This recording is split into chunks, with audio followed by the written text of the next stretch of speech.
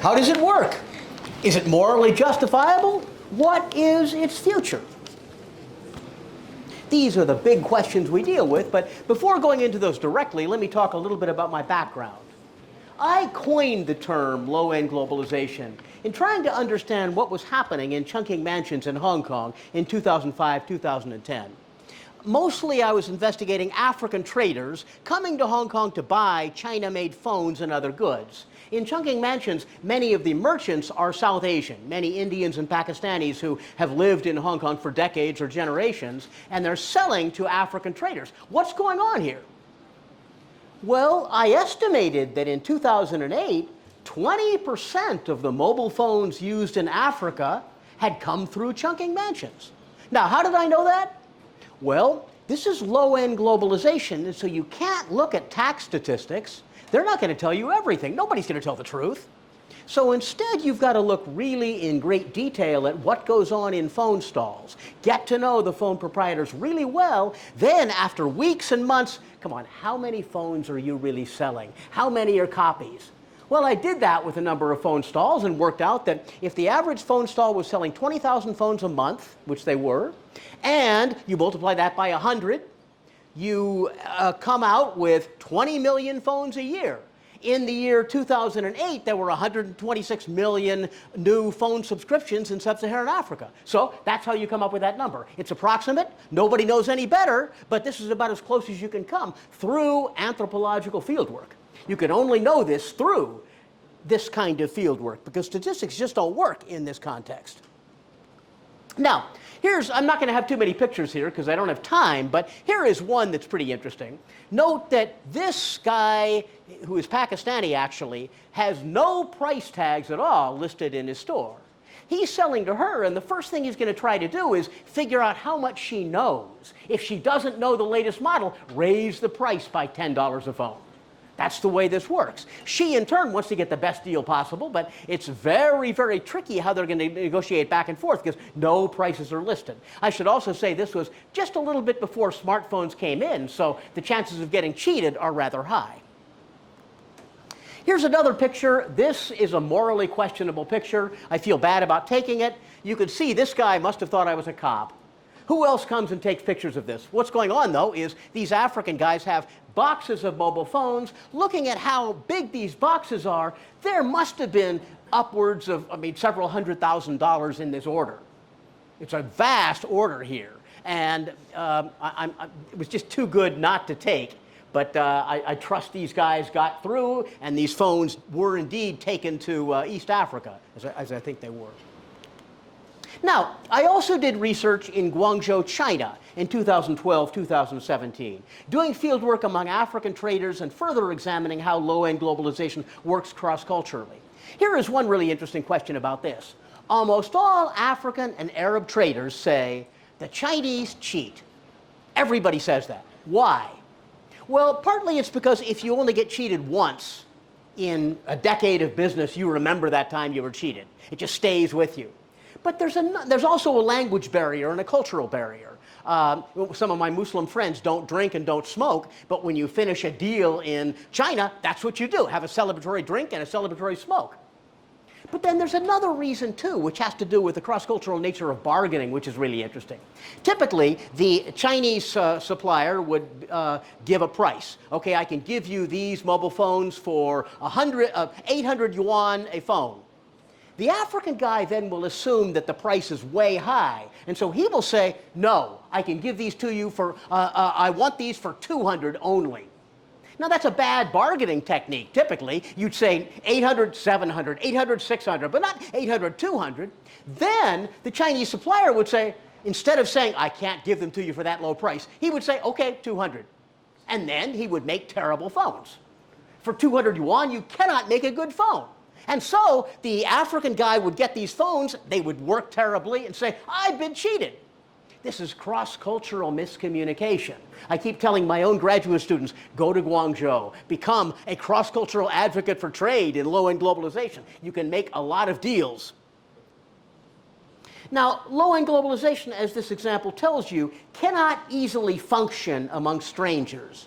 It's really hard to do. Typically, low-end globalization works across the world with people of your same ethnic group. you know, Somalis around the world, for example, or Kenyans around the world, or Nigerian Igbo around the world. But it can't function among strangers very well because differences in language and culture, and because if you're going to cheat somebody, cheat a stranger. That's always easier to do. And so it's dangerous when you are traveling around the world this way. Here is a picture of the overseas trading mall in Guangzhou. And you see down here a whole number of African traders on this street, just making this street happen. Here too, this is Baoyun Airport in Guangzhou. I wonder if you could see the same thing here in Lahore, maybe to a limited degree, but this is vast. You know, you go through here and you can see all kinds of traders in the restrooms, you know, looking to throw away as much as they can so that they can pack everything into the 30 kilos they're allotted. And typically, logistics agents, China, Lagos. This was flight, air freight, send your mobile phones by air freight, textiles, send them by container, but nonetheless, this is a big business, very clearly. But my talk today, I'm not going to go into this. I'm going to go into some more recent work I've done because I want to give you a broader picture of what low-end globalization is. That's what I'll talk about first, and then briefly I'll talk about some of the contrasting features between low-end and high-end globalization. I don't want to go into this too much because I don't want to be technical here, but that's interesting. Then I want to talk about the moral justification for low-end globalization. I mean, it's dealing with copies, with bribery. Is this morally allowable? I would argue that it is. And then finally, I'll talk about what's happened to low-end globalization because of smartphones and the internet. What's its future? And another big question that I've got, I don't know anything about Pakistan. So I'm looking forward to this coming conference to learning a great deal. Where does Pakistan fit in this discussion? Where does a university like LUMS, which is, you know, I assume standard neoliberal management in part, where does that fit in with low-end globalization? The science of bribery and so on. I don't know. Teach me. First, what is low-end globalization? Here's the definition I give. Low-end globalization is the transnational flow of people and goods involving relatively small amounts of capital and informal, often semi-legal or illegal transactions, often associated with the developing world, but apparent throughout the world. This is apart from governments. Governments want to regulate commerce so it can tax it. This is apart from governments. This is the globalization of traders buying knockoff or copy goods and transporting these goods across continents, and often selling these goods in street markets and on blankets on the pavement. This is the globalization of most of the world's people. You look at a country like the Congo, 70% of the economy is in this category of low-end globalization. Now, typically when people think of globalization, the Wall Street Journal, The Economist, and so on, they think of high-end globalization. That's the globalization of, and you know these names as well as I do, Samsung, McDonald's, Coca-Cola, Google, Apple, Facebook, and so on. These are these vast corporations with billions of dollars in advertising, battalions of lawyers. That's what they do. However, low-end globalization most often works in much smaller groups of friends and relatives working together without formal incorporation. And it's much more nimble in its way. Let me go into terminology here. Low-end globalization has been analyzed by scholars as the informal economy. Keith Hart wrote about this first in the early 1970s. But in today's world, I think low-end globalization is more encompassing than the informal economy because the world's becoming increasingly interlinked, and national economies cannot be seen as separate entities. It's also true that I edited a book with some Latin American scholars, and they got very angry at my term low-end globalization because they thought this means low, it means bad. That's not what I meant. They wanted to use the term globalization from below. But the problem with globalization from below is something like Occupy Wall Street often use those terms. Let's fight against corporations. Let's have people power. But the guys I know and women I know practicing globalization from below have no interest in politics. They just want to make their own share of money by out-neoliberalizing the neoliberalizers. That's all they care about. So these terms of globalization from below, it gets complicated. It's two different forms of globalization. Therefore, I stick with low-end globalization. Finally, it doesn't matter. Call it what you want. But it is global. That's very clear. Now, the role of China.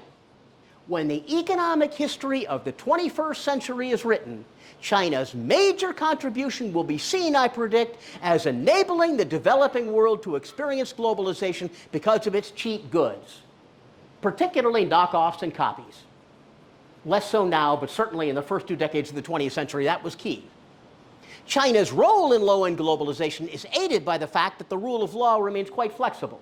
Most of the African traders I know and shipping agents would regularly bribe customs agents. Now, China's basically not very corrupt, but customs is.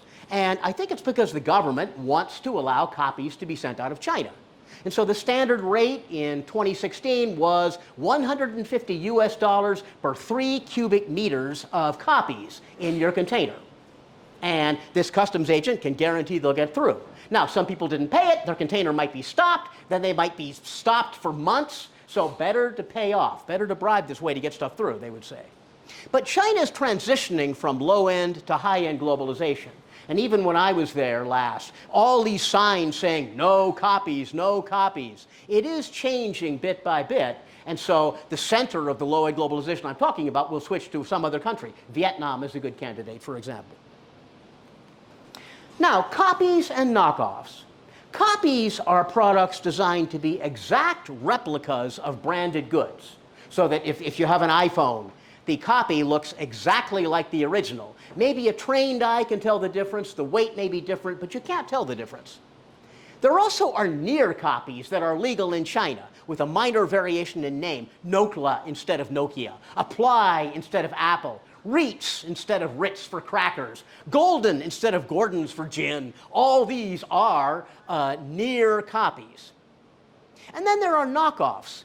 Copies in design, but with their own brand names or no real names. Now here's what's key. If I take an iPhone and copy it completely and copy the label, the Apple label, that's illegal. That can be stopped at customs and I can go to jail.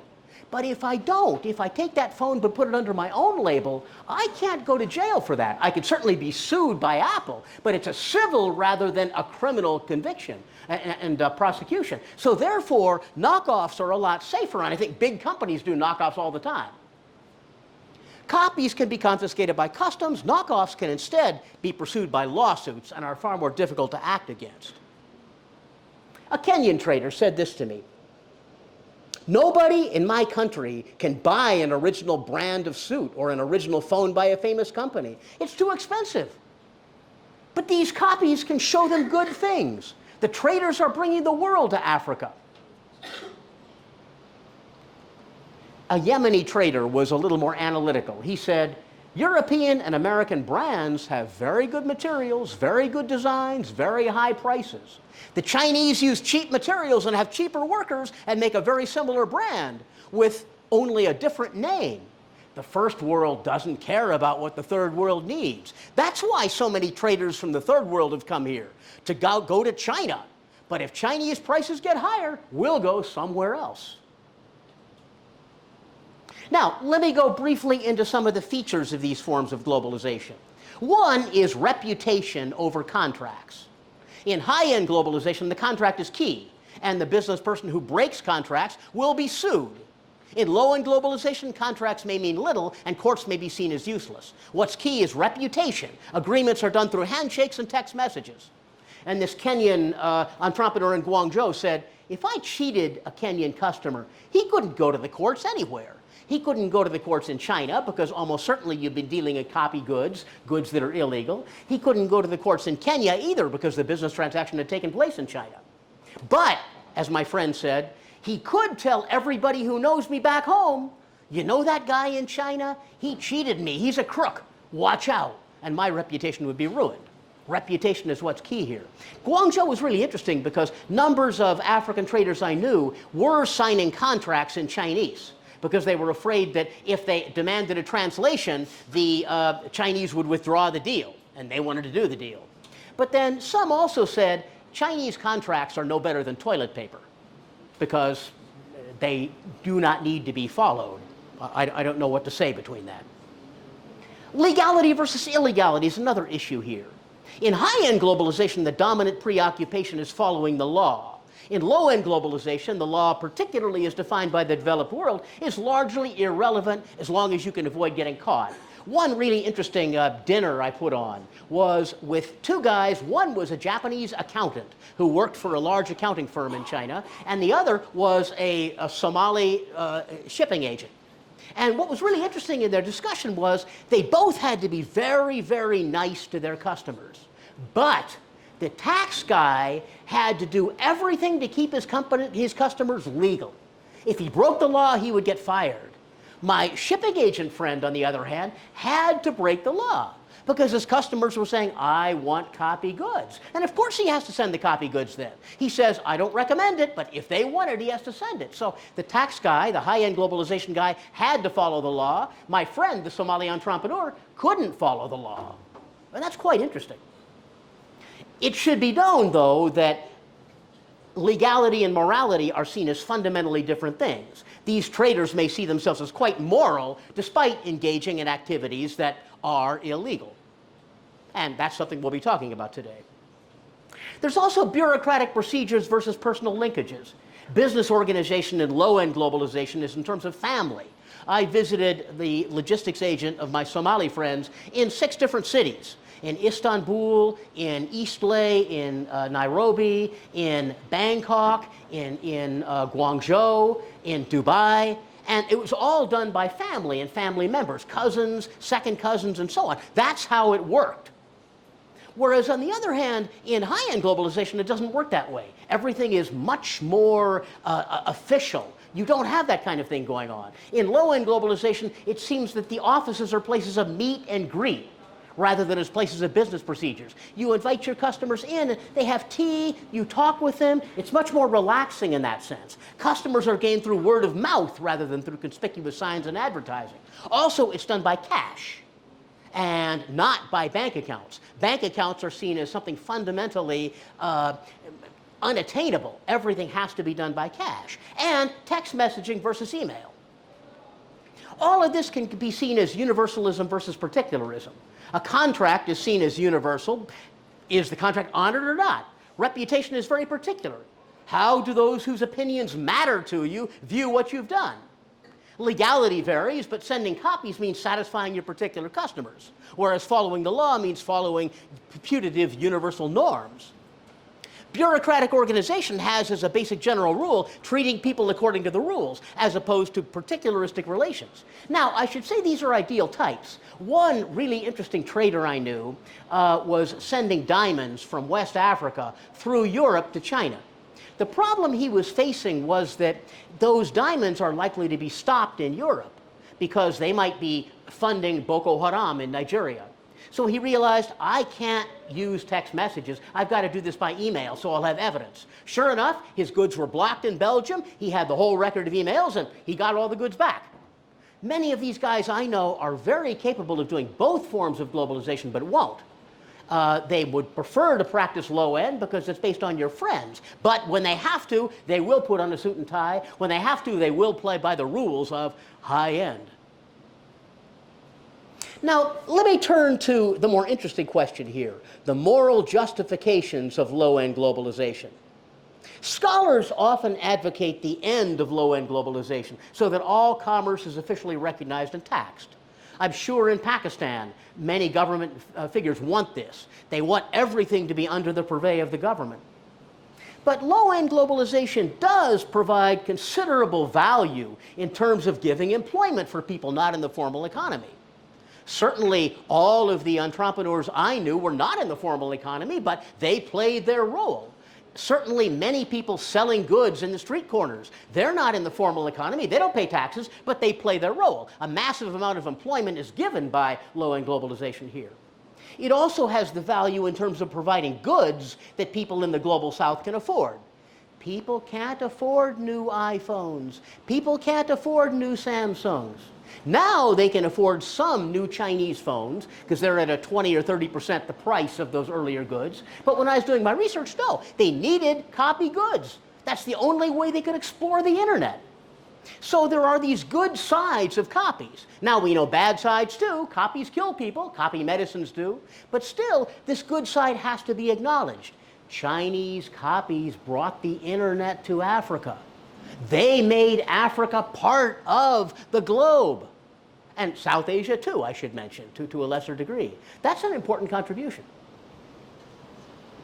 A good friend of mine loves to tell American business students corruption is good. And what he means by that is corruption is good because bribing customs leads to cheaper prices for customers. Now, if you send goods into places like Kenya or Nigeria, you're going to have a 20 or 30% duty. As he was telling me, in Kenya, if you're sending textiles in, Kenya doesn't make any textiles, but still you've got a 20% duty rate. Wouldn't it be better if you bribed somebody and paid him not 20%, but 5%? If those costs are sent back to customers, customers have a far cheaper price. Now, the hole in his argument is this. He was saying, look, the ruler of Kenya and the ruler of Nigeria both are completely corrupt. The money is only going to go into their Swiss bank accounts. But what if 5% of the money you pay in official taxes goes into Swiss bank accounts? What if 10% does? Is it still worth paying those? It may be, because you are providing the country of actual tax money that could be used. You're helping an individual and not giving money for the public good. But my friend argues, is there a public good? If the leaders are corrupt, then what about merchants? Are they free to bribe? That's what he would say. How much is justification? How much is sincerely believed? I'm not sure, but that was his point. To what extent should the copyrights held sacred in the global north be seen as valid in the context of the global south? That's a huge question, and I don't know what the answer is, but certainly if it's a medicine that billions of dollars of research had to go into, perhaps. But should Louis Vuitton be held sacred? I mean, I don't think so, but then I'm not a fashion aficionado. I don't know. But anyway. Now, the legal and the moral are distinct. And you probably already know this, but I want to emphasize this very strongly. In 2013, I attended a seminar in South China of American-based business professors, and I brought along a good friend of mine, a West African logistics agent. He was asked about, hey, do you send copies sometimes? And he said, well, I have a sign in my office saying we don't send copies, but if a customer wants to, fine, I'll go ahead and do it. The American professors became furious. Do you engage in human trafficking, in sex trafficking? Do you engage in drug dealing? Now, my friend was too polite to argue with these Americans. He should have, but he didn't. But later, he became absolutely furious, and he said, I once worked for a large American company. My boss had a bottle of whiskey in his office. He was drinking all the time, and he was sleeping with women outside his marriage. As a Muslim, I would never do those things. Yes, I send copy goods, but that's not immoral. Who is more moral, me or those Americans? And by his lights, he was more moral. He doesn't cheat customers, but the Americans clearly have a rather different view. So the underlying theoretical question here is, are legal rules global north hegemony? What's the relation of the legal to the moral? Now, there is a relation, and I don't mean to justify immorality necessarily, but the legal might not be the moral in all contexts. Should you still obey the law? I'm sure not going to tell you not to, but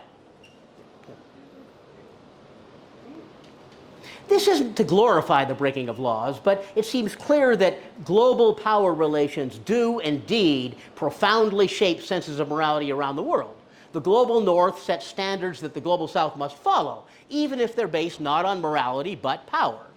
Now, Americans know this. I had a big argument with an Apple detective in Hong Kong. He was going to factories in South China that were making copy iPhones.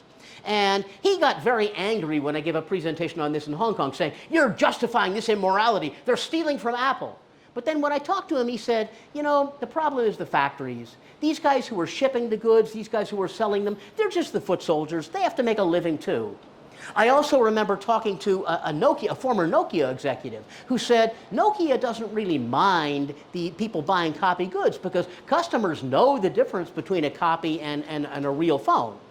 The assumption of Nokia is that somebody may buy a copy phone at age 20, but by the time they're 40 and they're wealthier, they'll want a real phone. Interesting arguments. Not everybody holds to these, but I think many corporations are fairly sophisticated in understanding the role that copies play. And I'd be interested to find out how you see this in Pakistan. Are there copy phones in Pakistan, a lot of them? How many of you here own a copy phone? Okay. A few do, glad to see. How many of you own a very cheap Chinese knockoff phone? A few of you. How many of you own real iPhones? Lums is a very rich school. That's all I can say. Interesting. Okay. But it's here anyway. Okay. Now, let me move into the future of low-end globalization. The internet and growing customer satisfaction. A Somali trader complained to me. He said, now even people in the countryside understand the price of things. Even the people herding camels have mobile phones. Somalis may be poor, but they're not isolated from the world. It used to be that traders, African traders, would say, go to the village and cheat people. They won't know any better. If you never see them again, charge them higher prices. Now, though, if somebody has access to a phone, they can look up prices pretty quickly. Or they can find out who does have access to a phone and can look them up. A Ghanaian trader halfway around Africa said the same thing. With everyone connected to the internet, you can't cheat people. Most of the time, even if they don't know prices themselves, they'll know a family member they can ask, somebody living in the city. Smartphones make it very hard to cheat customers because they can look up prices. Now, the internet also has a big effect. In 2020, a Kenyan trader complained like this. He said, the government is trying to make illegal payment systems take their payment system more transparent. If your container is arriving in Mombasa, in Kenya, you go to the website and fill it out, the forms, get the printout of the fees, go to the bank and deposit it. You can't get away with not paying duties. You can't bribe anymore. All you can do is to hide a few cartons of copy goods in the back of the container. But this was what was going on because the American companies were in Mombasa trying to prevent copies. Nike in particular, he was dealing in copy Nike goods. So Nike in particular was there trying to defend this. But then he told me in 2022, in spite of having computer screening, the volume of copy goods getting through Kenyan customs has increased in recent months. Yes, you can now bribe individual customs officers to get your goods through. This is because Africans want brand names, and the African customs officer is paid very little. He's handling millions of dollars in business, but his salary is not enough to feed his family. So of course he takes bribes to let copies through. Now, this is something interesting to think about. Why is it harder to bribe an American customs agent than a Nigerian customs agent, for example? It's not an obvious question. One is you need to bribe much more. The American customs agent is paid so much higher that you need to offer not $1,000 but $1 million in all likelihood for a serious matter. But the second is constant surveillance. The way that many developed world, many global north customs regimes are set up, there's constant surveillance so that one individual cannot take a bribe. It's much easier to do this in a poorer country. You're likely to get away with it. And so it continues. You're always, this weakest link is going to be found. So is anything going to change in the future?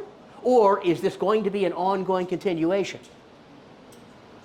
Now, another factor affecting low-end globalization was COVID-19.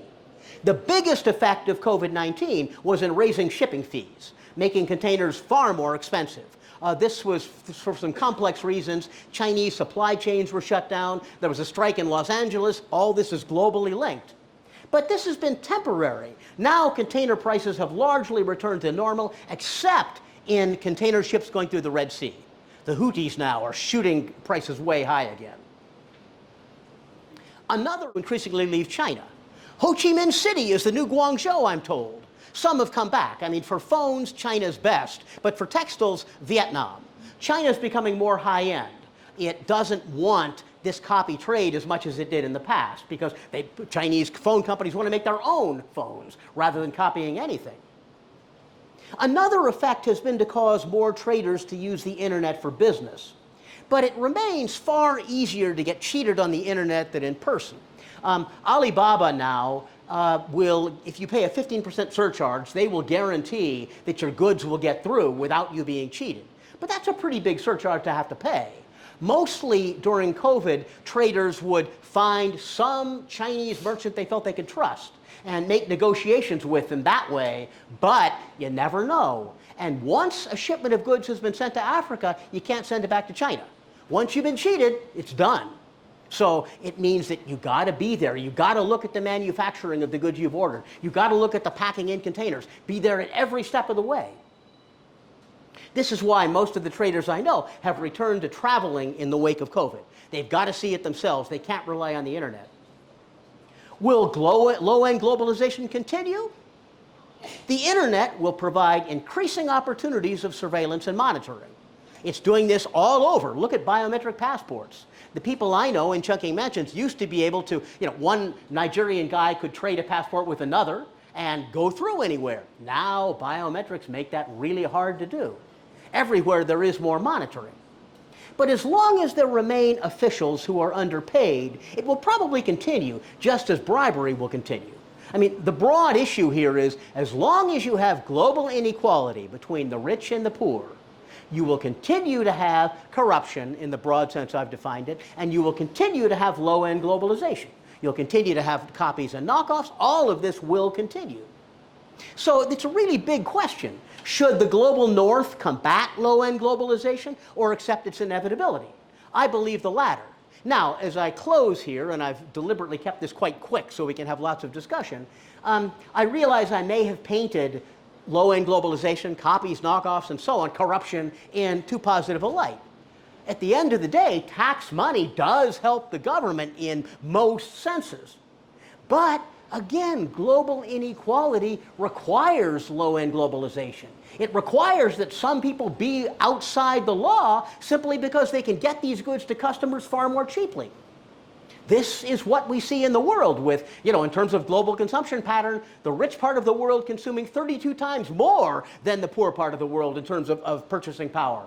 This is what we see. This is why low-end globalization continues and will continue until we truly have a socialist world. Thank you. Thank you so much for that fantastic and very appropriate talk for our conference, and already setting it up with some new concepts to think about interconnections and think about connectivity. With low-end globalization, it's an interesting idea where we kind of move away from what you suggested, like move away from informality, which informality also comes in. It's not just a term that, it's usually, it's a term, it indicates that these things come in also with all sorts of other moral issues. So informal is a more, like, I'll say, morally loaded category. Yeah. But low-end globalization, it seems to be one that is kind of less free from it. And for us in Pakistan, a lot of this would, I'm sure to the audience as well, a lot of this would seem very familiar talk.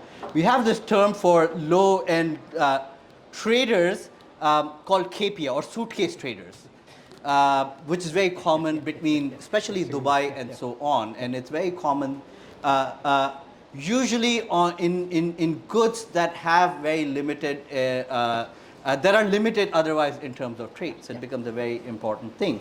I wanna give as much time as possible to the panel, but I want to maybe take the opportunity to lay out a few questions to maybe start the conversation with. One I'm interested in is, and you gave some justification for why low-end versus informal or globalization, or globalization from below or trade from below. But I want to focus on maybe the other part of that concept, the word globalization itself. Why the word globalization? Why not low-end trade? Why not low-end interconnectivity? Why not low-end connectionscapes, as many people have used? Is this use also deliberate in terms of indicating certain ideas about a connected global space? Are they loaded by, is it loaded by it, or is that a definite choice? And second, I want to ask something about who these people are, because you give us a wide spectrum of people who are involved in it, from West Africans to Pakistanis and so on and so forth. But I want to maybe push you a little bit more to think about who exactly are these guys. You said these are these truly strangers as it seems, or are they what one could call familiar strangers? Familiar in the sense that they may not know each other themselves, but they have a prior history of interconnection and trade. And ask this because I mean groups like Yemenis who bring up, even West Africans.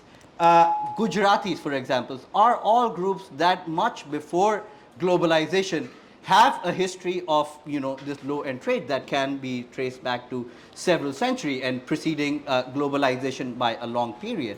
So are these truly strangers or are these familiar strangers? Who exactly are these people?